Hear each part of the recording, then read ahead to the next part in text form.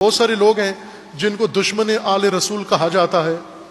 یہ بعض پیشہ ور ذاکرین خطبہ جو غیر ذمہ دارانہ گفتگو کرتے ہیں، جو ہر غیر شیعہ کو دشمن ظاہر کرتے ہیں. غلط ہے، یہ بےہودہ بات ہے. یہ سوائے ناصبیوں کے تمام مسلمان روئے زمین پر، پاکستان کی اکثریت مسلمان اللہ سے محبت رکھتے ہیں، رسول اللہ سے محبت رکھتے ہیں، آل رسول سے بھی محبت رکھتے ہیں، اور ان کی آل رسول سے محبت کوئی ڈکی چھپی چیز نہیں ہے.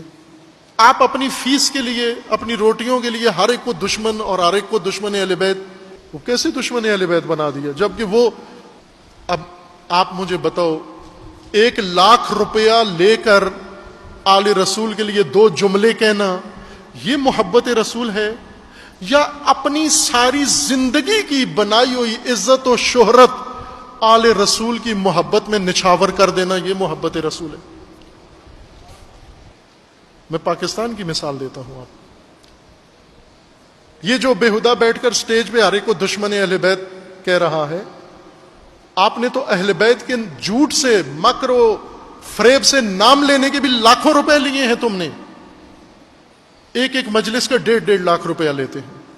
ابھی کورونا کے دنوں میں اور مہنگے ہو گئے، 2 لاکھ روپے ایک مجلس کا لیتے ہیں، کیونکہ آل رسول کا جا کر 2 جملے کہہ دیں.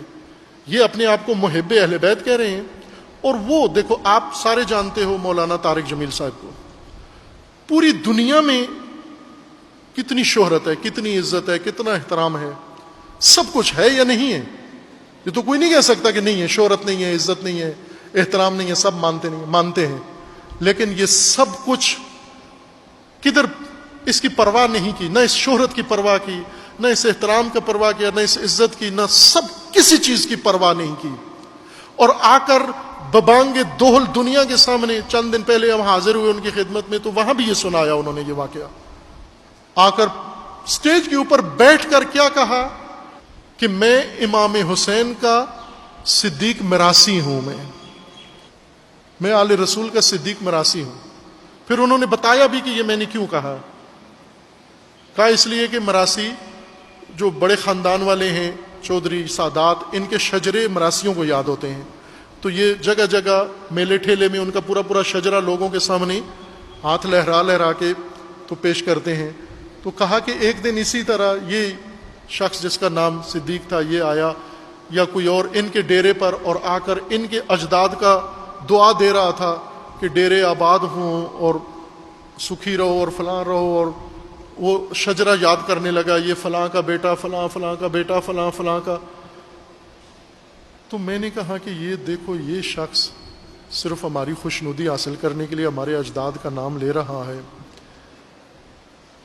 تو ہم اس کو تھوڑا بہت کچھ دے دیتے ہیں. اگر ہمارے دسترخوان پہ بیٹھا ہوا ہے تو اتنا یہ ہمارے شجرہ یاد کر رہا ہے، تو میں جس کے دسترخوان پہ بیٹھا ہوا ہوں، میں جن کے دسترخوان پہ بیٹھا ہوا ہوں، میں کیوں نہ ان کا صدیق مراسی بن جاؤں؟ میں کیوں نہ ان کا ذکر دنیا کو کر کے بتاؤں؟ تو پھر کہنے لگے میں نے بھی اسی کی سٹائل میں ہاتھ ہلا کر پھر شروع کیا.